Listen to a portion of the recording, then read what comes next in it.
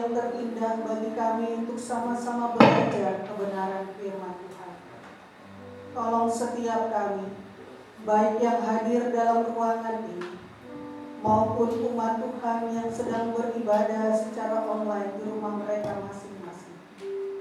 Dimampukan kami dengan pertolongan Roh-Mu yang kudus, untuk memahami, untuk mengerti, serta melakukan kebenaran firman Tuhan. Di dalam nama Tuhan Yesus, kami sambut firman Tuhan pada pagi hari ini. Amin. Silakan duduk Bapak Ibu, saudara-saudara terkasih di dalam Tuhan Yesus Kristus. Shalom. Puji Tuhan, di Agustus ini kita bisa kembali beribadah bersama-sama di tempat ini. Itu semua karena kemurahan dan kebaikan Tuhan di dalam hidup kita. Bapak Ibu, saudara-saudara terkasih di dalam Tuhan, bulan Agustus bagi Gereja Kemah Injil adalah bulan pekabaran Injil. Bulan untuk menyampaikan berita keselamatan kepada setiap orang. Sesungguhnya bukan hanya bulan Agustus, tetapi dalam keseharian kita, dalam seluruh gerak waktu kita harus memberitakan keselamatan yang sudah kita peroleh. Pagi hari ini kita akan sama-sama belajar dengan perikop firman Tuhan yang terambil dari Matius pasalnya yang ke-24. Injil Matius pasalnya yang ke-24. Ayatnya yang ketiga sampai dengan ayatnya yang ke-14. Matius pasal yang ke-24, ayatnya yang ketiga sampai dengan ayatnya yang ke-14. Kita akan baca silih berganti, saya membaca ayatnya yang ganjil, Bapak Ibu Saudara membacakan ayatnya yang benar. Demikianlah firman Tuhan. Permulaan penderitaan. Ketika Yesus duduk di atas bukit Zaitun, datanglah murid-muridnya kepadanya untuk bercakap-cakap sendirian dengan dia. Kata mereka, "Katakanlah kepada kami, bila manakah itu dapat terjadi, dan apakah tanda kedatanganmu dan tanda kesudahan dunia?"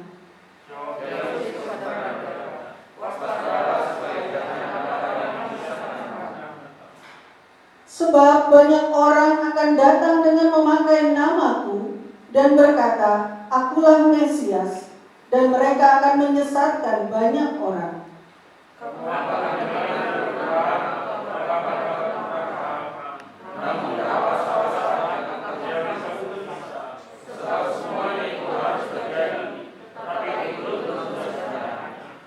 Sebab bangsa akan bangkit melawan bangsa, dan kerajaan melawan kerajaan.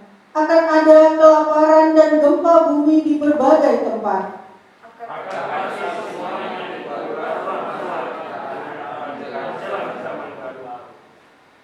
Pada waktu itu kamu akan diserahkan supaya disiksa, dan kamu akan dibunuh, dan akan dibenci semua bangsa oleh karena namaku.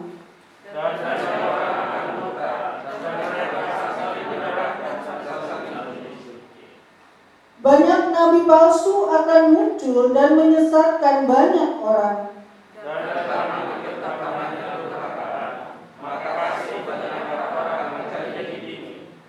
Tetapi orang yang bertahan sampai pada kesudahannya akan selamat.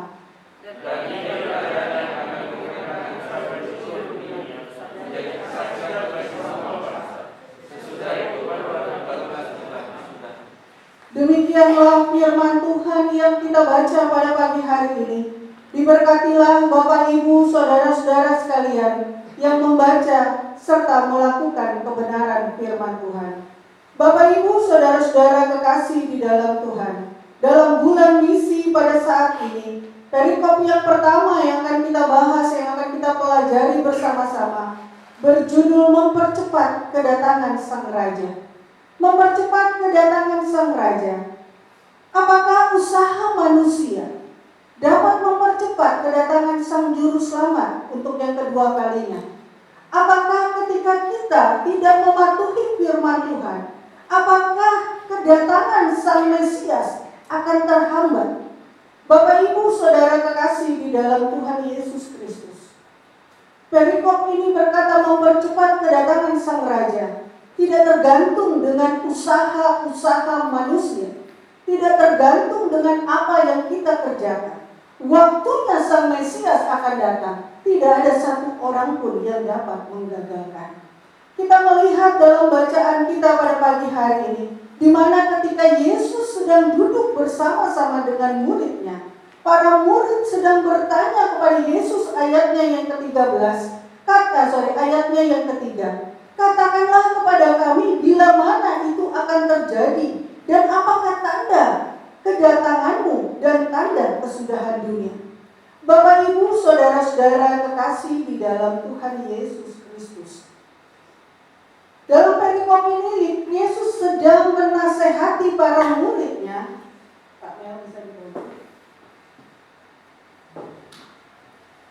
Dalam perikop bacaan ini Yesus sedang menasehati muridnya. Yesus sedang memberitahukan kepada muridnya tentang tanda-tanda kedatangannya. Ayat yang keempat nasihatnya berkata, waspada supaya jangan ada orang yang menyesatkan kamu.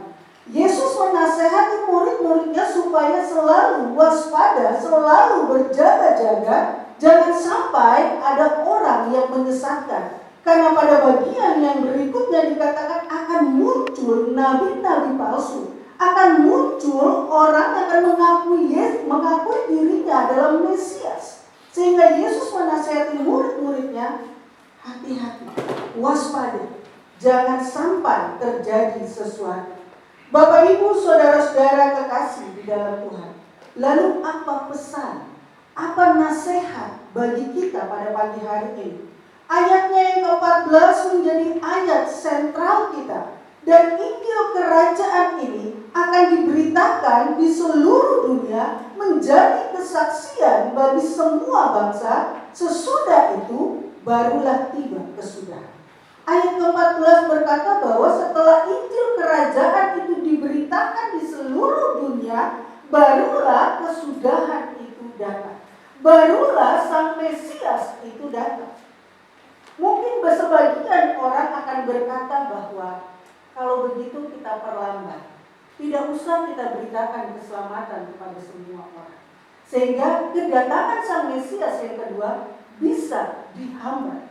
Sekali lagi saya katakan, apapun yang kita lakukan tidak akan menghambat, tidak akan mempercepat apa yang akan terjadi dengan kedatangan Kristus.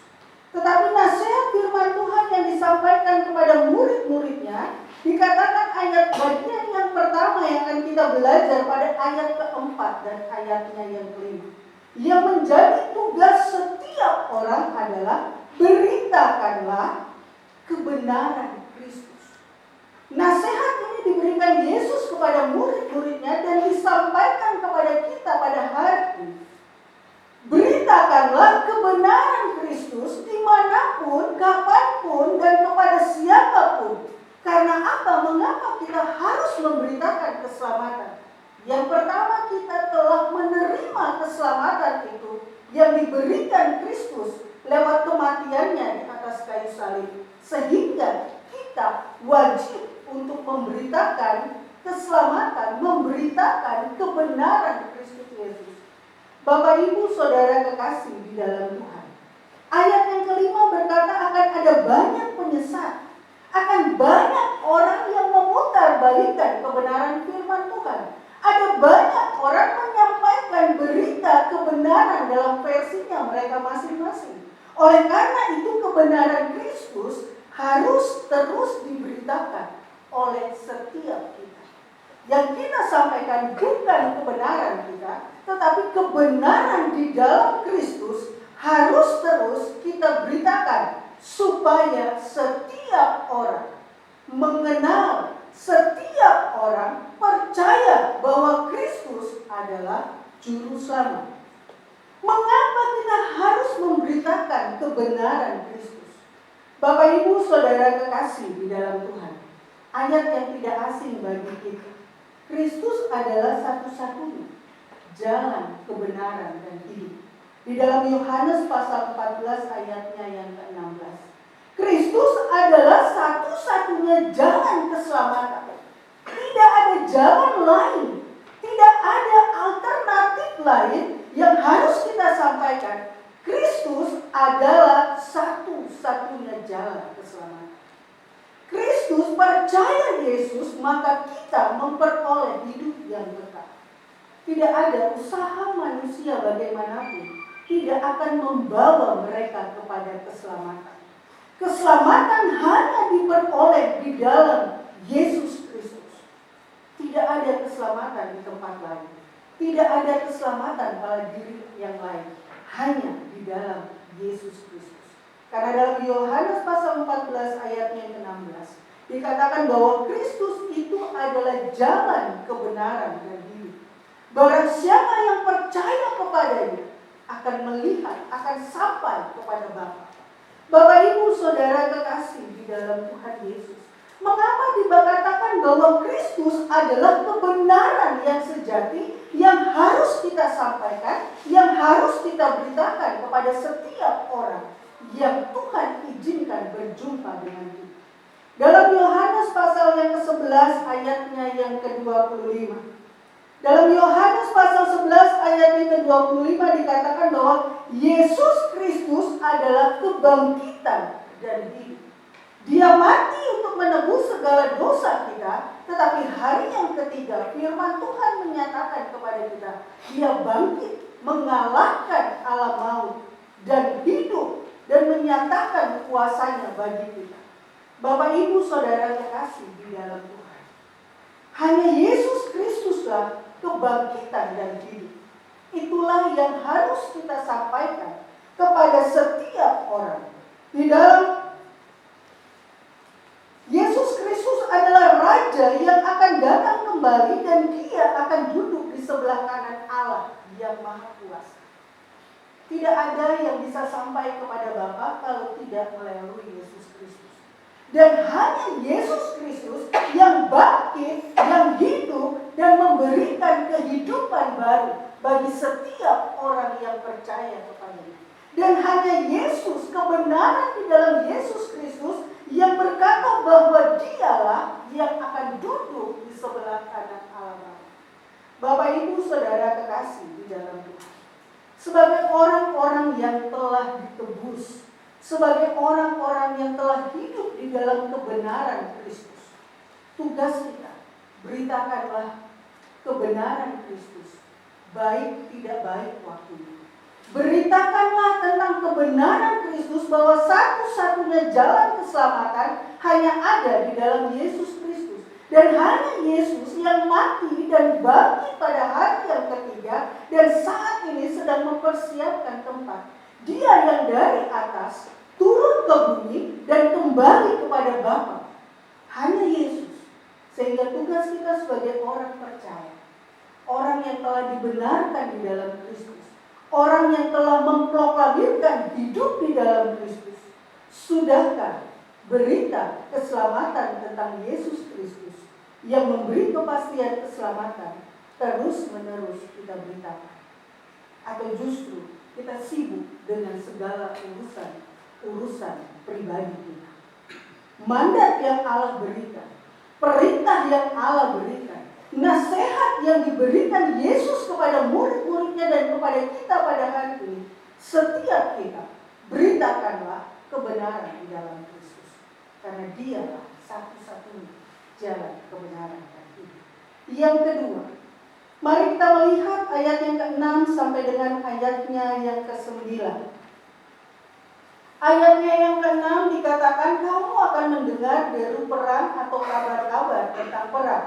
Namun berawas-awaslah, jangan kamu gelisah, sebab semua itu harus terjadi, tetapi itu belum kesudahan. Sebab bangsa akan bangkit melawan bangsa, kerajaan melawan kerajaan, akan ada kelaparan dan gempa bumi di berbagai tempat, dan apa yang seterusnya.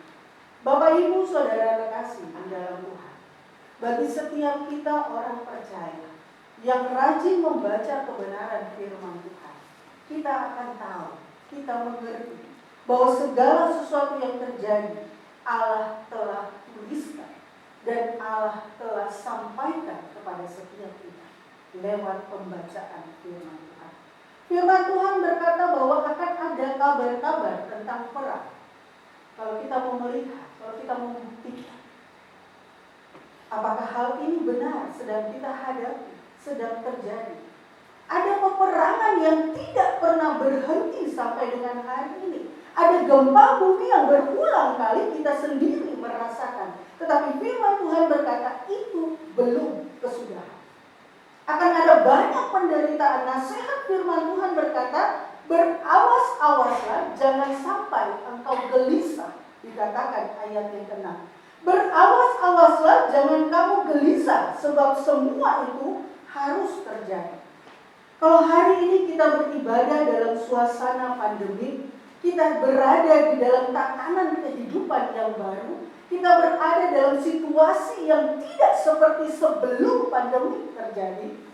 Firman Tuhan berkata, janganlah hatimu gelisah, karena semuanya pasti, semuanya harus terjadi. Bapak Ibu Saudara kekasih di dalam Tuhan Yesus Kristus, hal yang kedua yang mau kita belajar untuk mempercepat kedatangan Sang Raja, Sang Mesias yang kedua adalah beritakanlah di dalam Kristus ada pengharapan. Bapak Ibu percaya bahwa di dalam Kristus ada pengharapan? Kalau hari ini kita masih sehat, kalau hari ini kita masih bisa beribadah, karena ada pengharapan di dalam Kristus Yesus. Dia yang memberikan kita kekuatan untuk melewati badai pandemi pada saat ini. Bapak Ibu Saudara kekasih, beritakanlah di dalam Kristus itu ada pengharapan. Mau dunia berguncang, mau deru peperangan, mau gempa bumi melanda dunia ini, selama kita berpegang kepada Kristus, selama kita menaruh percaya kita kepada Kristus, di dalam Kristus ada pengharapan. Di dalam Kristus ada jaminan yang diberikan kepada kita. Di dalam 1 Timotius pasal 4 ayat yang ke-10 sampai dengan ayat yang ke-11. Kristus adalah Allah yang hidup dan Kristuslah yang menjadi jaminan kita dalam perjuangan yang kita lakukan. Bapak Ibu Saudara kekasih di dalam Tuhan, Kristus adalah Allah yang hidup dan kita percaya bahwa Kristus, Allah yang kita sembah, adalah Allah yang hidup. Allah yang tidak mati, tetapi Allah yang mati dan bangkit kembali, memberikan jaminan pengharapan bagi setiap orang yang percaya. Apapun yang terjadi, apapun situasi kita, selama kita masih percaya Yesus adalah, di dalam Yesus ada pengharapan, menjadikan Yesus sebagai sentral penyembahan kita, maka kita akan tetap menerima janji pengharapan itu. Beritakan itu kepada setiap orang. Beritakan di dalam Kristus ada pengharapan. Dunia bisa berubah. Pasangan hidup kita bisa berubah. Orang-orang di sekitar kita bisa berubah terhadap kita. Tetapi Yesus Kristus tetap Dia kemarin, hari ini, sampai selama-lamanya. Bapak Ibu Saudara-saudara kekasih di dalam Tuhan Yesus, beritakan Kristus, di dalam Kristus ada pengharapan. Karena di dalam Kristus, Kristus adalah Allah yang setia. Di dalam janji-janjinya, dalam kitab Ibrani dikatakan bahwa Allah setia terhadap janji-janjinya. Dan itu adalah jaminan. Janji manusia bisa saja tidak dipenuhi, tetapi janji Allah dalam hidup kita selalu akan tergenapi, selalu akan terjadi dalam hidup kita. Oleh sebab itu, Bapak Ibu Saudara kekasih di dalam Tuhan Yesus Kristus, beritakan pengharapan itu hanya ada di dalam Yesus Kristus.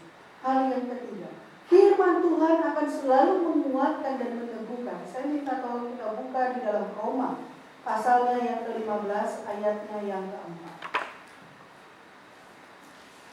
Roma pasalnya yang ke-15, ayatnya yang ke-4.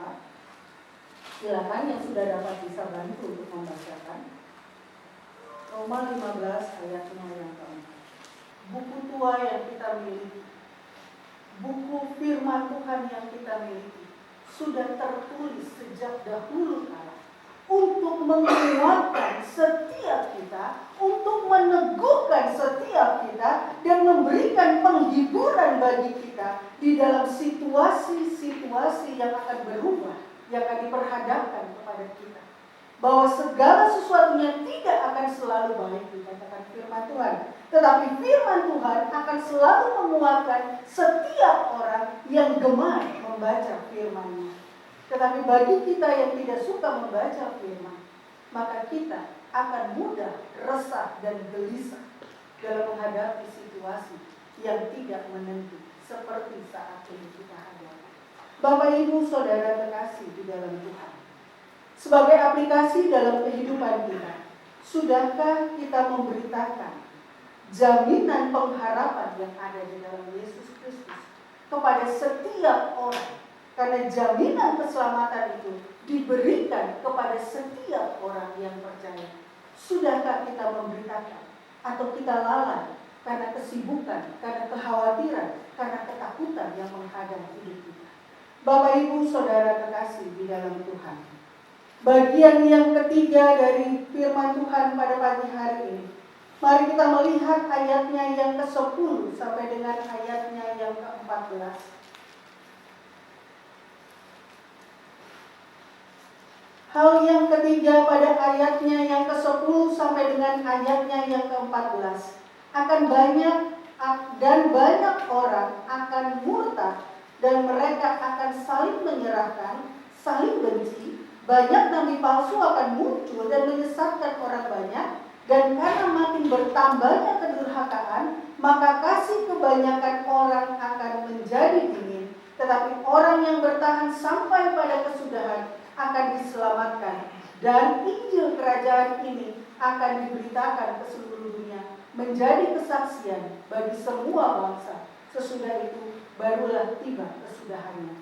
Bapak Ibu Saudara-saudara terkasih di dalam Tuhan Yesus Kristus, Yesus mengatakan kepada murid-muridnya, akan banyak orang-orang percaya yang menjadi murtad, akan banyak muncul nabi-nabi palsu yang akan menyesatkan banyak orang. Bahkan kasih itu menjadi dingin. Kasih itu menjadi dingin seorang terhadap yang lain. Bapak Ibu Saudara-saudara terkasih di dalam Tuhan Yesus Kristus, karena situasi akhir zaman yang akan diperhadapkan kepada kita, akan banyak orang percaya yang tidak lagi mengikut Kristus karena penderitaan yang diperhadapkan, karena kesukaran yang diperhadapkan. Kita baru pandemi, kita baru COVID-19 datang melanda kita 4 bulan ini, itu sudah mungkin membuat kita resah dan gelisah. Mulai membuat kita merasa ketidakpastian di dalam hidup kita.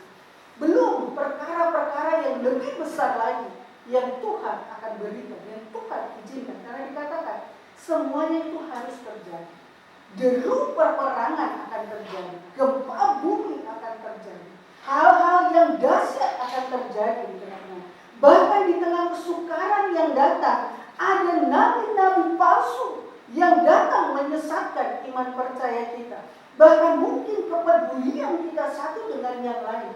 Dikatakan kasih itu akan dingin. Bapak Ibu Saudara terkasih di dalam Tuhan, firman Tuhan telah dibukakan bagi kita. Itulah situasi yang akan kita hadapi di akhir zaman ini. Yang diminta daripada kita, yang diajarkan Yesus Kristus kepada murid-muridnya dan kepada kita, dikatakan bahwa kita harus memberitakan kasih Kristus. Apa yang harus kita lakukan? Beritakanlah kasih Kristus yang menghangatkan setiap orang yang percaya kepadanya. Beritakanlah kasih Kristus itu supaya tidak ada orang yang kasihnya menjadi dingin. Karena di dalam Kristus, kasih Kristus akan menghangatkan seorang terhadap yang lain. Bapak Ibu Saudara terkasih di dalam Tuhan, Efesus pasal 2 ayatnya yang ke-7. Kasih karunia di dalam Kristus itu berlimpah-limpah sesuai dengan kebaikannya terhadap kita, dan akan dinyatakan kepada kita, kepada setiap orang yang percaya kepadanya. Kasih itu selalu baru. Kasih Kristus selalu baru. Persediaannya dikatakan berlimpah-limpah. dan akan diberikan kepada setiap orang yang percaya kepadanya. Dan kasih Kristus menghangatkan kita. Kasih Kristus menguatkan kita. Bapak Ibu Saudara kekasih di dalam Tuhan Yesus Kristus. Efesus 3 ayat ke-18. Kasih Kristus tak terbatas. Betapa dalamnya, betapa tingginya, betapa lebarnya kasih Kristus bagi setiap kita. Sampaikan kepada setiap orang yang mungkin hari ini mereka sedang kehilangan kasihnya. Mereka sedang menuju kepada kasih yang dingin, atau justru kasih yang dimiliki sudah betul-betul dingin seorang terhadap yang lain. Bapak Ibu Saudara kekasih di dalam Tuhan, tugas kita beritakanlah kasih. Kasih di dalam Kristus berlimpah-limpah, dan kasih itu selalu menghangatkan. Kasih di dalam Kristus tidak pernah terbatas. Kasih saya kepada suami mungkin bisa terbatas, bukan mungkin, pasti sangat terbatas. Kasih saya kepada jemaat Tuhan sangatlah terbatas. Tetapi kasih Kristus tidak terbatas oleh apapun. Kasih Kristus tidak dibatasi dengan usaha yang kita lakukan. Kasihnya tersedia bagi kita. Apa yang telah kita terima, berikanlah kepada orang-orang yang Tuhan percayakan untuk kita beritakan. Bapak Ibu Saudara kekasih di dalam Tuhan, kasih Kristus tidak akan dapat memisahkan kita meskipun maut menjadi taruhannya. Roma pasal 8 ayat 35 sampai dengan 39. Tidak ada kasih, tidak ada satu apapun yang dapat memisahkan kita dengan kasih Kristus, asal kita tetap tinggal di dalam kita. Tidak ada kesukaran, kesulitan apapun yang akan memisahkan kita dari Kristus jika kita tetap ada di dalam dia. Bapak Ibu Saudara kekasih di dalam Tuhan, beritakanlah kasih Tuhan, kasih Kristus yang menghangatkan kepada setiap orang yang Tuhan percayakan tiap-tiap hari kepada kita. Sebagai aplikasi, sudahkah? Sebagai bahan perenungan kita, sudahkah kita memberitakan kasih Kristus yang diberikan kepada kita, kepada setiap orang yang Tuhan izinkan? Bukan hanya menceritakan keselamatan di dalam Kristus, tetapi bagikanlah kasih Kristus di dalam hidup kita kepada orang-orang di sekitar kita. Kristus mau mengampuni segala pelanggaran kita, dan kita harus membagikan kasih itu kepada setiap orang. Kiranya firman Tuhan boleh menguatkan dan meneguhkan kita pada pagi hari ini. 3 hal yang kita belajar pada pagi hari ini. Yang pertama, beritakanlah kebenaran Kristus, karena hanya di dalam Dia adanya keselamatan. Yang kedua, beritakanlah bahwa di dalam Kristus selalu ada pengharapan. Dan yang ketiga, beritakanlah tentang kasih Kristus yang selalu memberikan kehangatan. Baik tidak baik, beritakanlah kasih Kristus. Baik tidak baik waktunya, beritakanlah Kristus adalah kebenaran. Beritakanlah Kristus ada pengharapan. Beritakanlah kasih Kristus yang menghangatkan setiap orang. Kita akan masuk dalam perjamuan kudus pada pagi hari ini. Mari kita tundukkan kepala dan kita berdoa.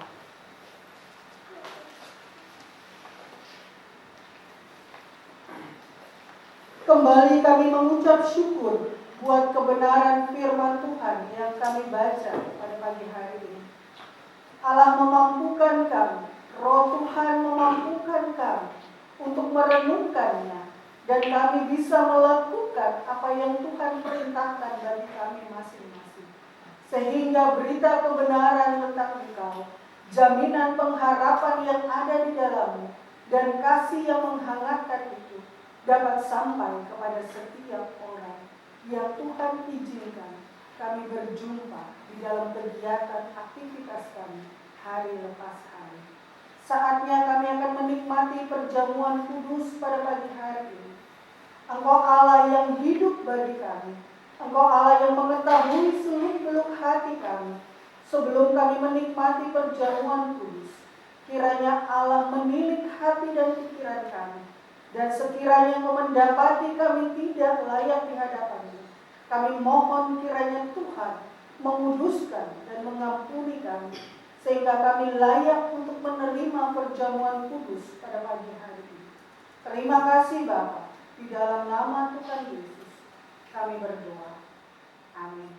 Saudara kekasih di dalam Tuhan Yesus Kristus, perjamuan kudus diperuntukkan bagi setiap kita yang sudah mengikrarkan dirinya untuk percaya dan menjadikan Yesus Kristus adalah satu-satunya Tuhan di dalam hidupnya, dengan dinyatakan melalui sakramen baptisan selam, ataupun bagi Bapak Ibu dari denominasi berbeda yang sudah mengikrarkan iman percayanya melalui peneguhan sidis di gerejanya masing-masing.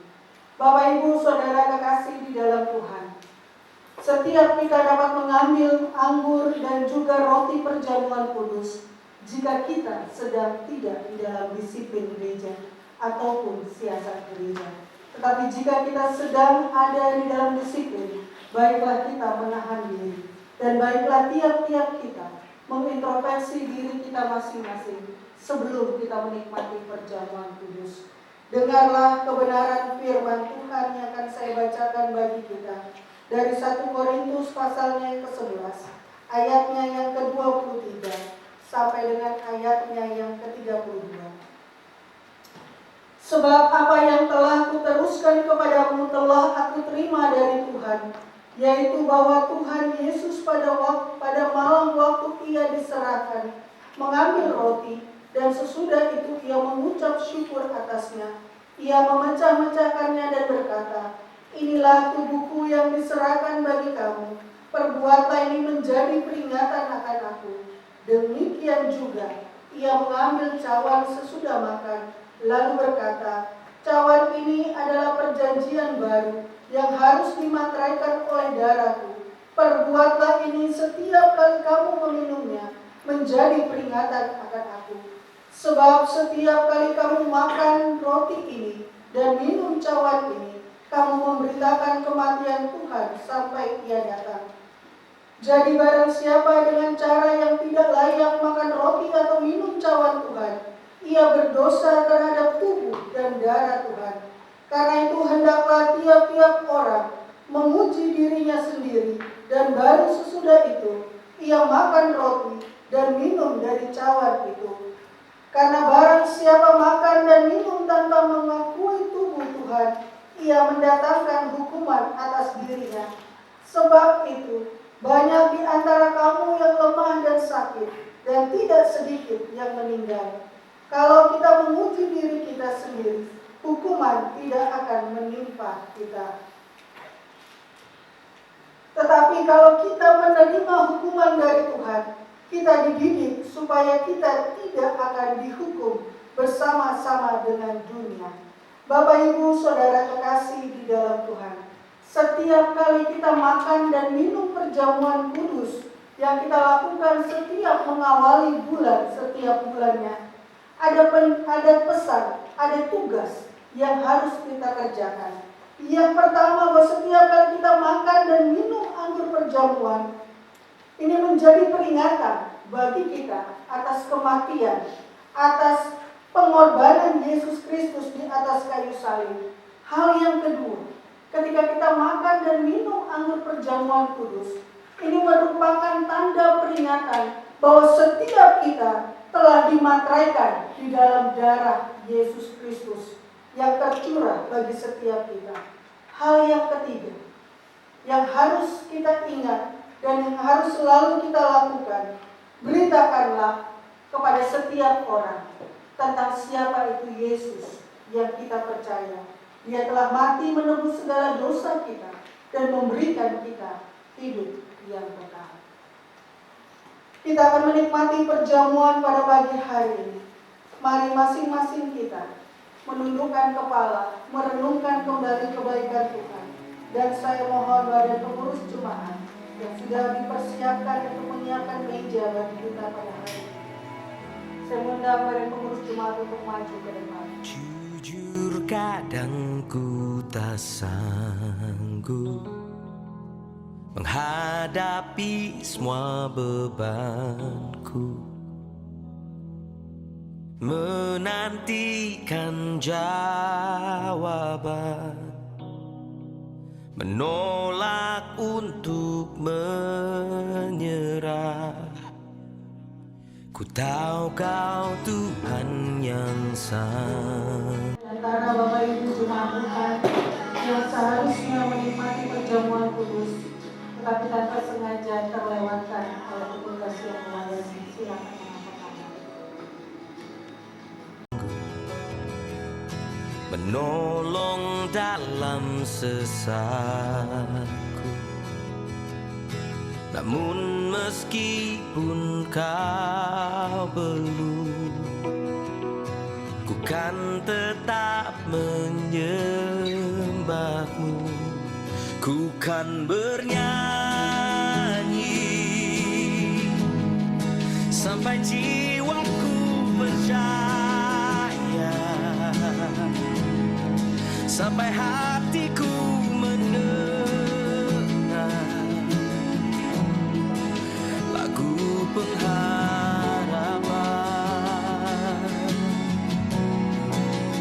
Ku kan berserah,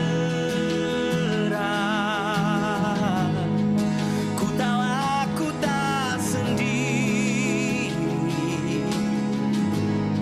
ku yakin Kau mengasihiku, bahkan di dalam api. Saya mengundang jemaat Tuhan untuk bangkit berdiri.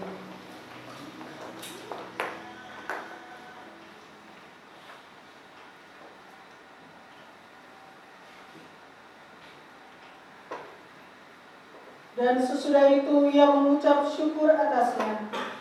Ia memecah-mecahkannya dan berkata, "Inilah tubuhku yang diserahkan bagi kamu. Perbuatlah ini menjadi peringatan akan aku." Dengan mengucap syukur dan mengakui Dia sebagai Tuhan dan Juru Selamat, serta menyatakan komitmen kita untuk setia memberitakan berita kesukaan kepada setiap orang. Mari kita makan bersama-sama.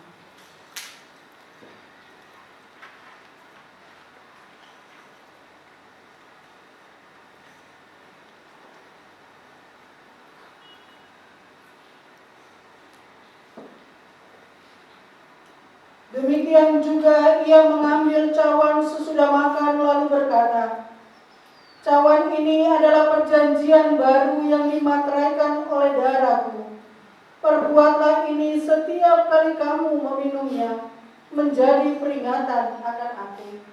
Dengan mengucap syukur dan mengakui Dia sebagai Tuhan dan Juru Selamat atas hidup kita, mari kita minum bersama-sama.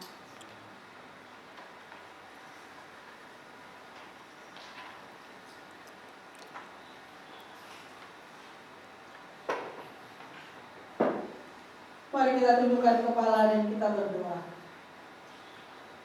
Kami naikkan syukur pada pagi hari ini. Tuhan izinkan kami boleh menikmati perjamuan kudus bersama-sama. Dan biarlah apa yang kami lakukan pada pagi hari ini menguatkan dan mengukuhkan kami kembali untuk pulang di tengah-tengah kehidupan yang Tuhan percayakan, melakukan amanat yang Tuhan perintahkan bagi setiap kami, menyampaikan berita kebenaran, menyampaikan jaminan pengharapan di dalam Yesus Kristus, dan menceritakan kasih yang hangat di dalam Kristus kepada setiap orang selama Tuhan mempercayakan hidup bagi kami. Hamba berdoa bagi setiap jemaat Tuhan, anugerahkan mereka kesehatan, kekuatan untuk boleh melewati masa-masa yang harus diperhadapkan dalam situasi pandemik yang belum berakhir sampai hari ini. Setiap umat-Mu yang Tuhan izinkan bekerja di tempat-tempat umum maupun yang ada di dalam keluarga dan rumah tangga mereka, tutup bungkus mereka dengan kuasa darah-Mu, sehingga mereka boleh tetap kuat dengan imun tubuh yang Tuhan anugerahkan. Bahkan juga kami dimampukan untuk selalu patuh dan disiplin dalam menerapkan protokol kesehatan, sehingga kehadiran kami sungguh memuliakan nama Tuhan. Kami berdoa buat setiap lansia yang ada di tengah-tengah jemaat Tuhan.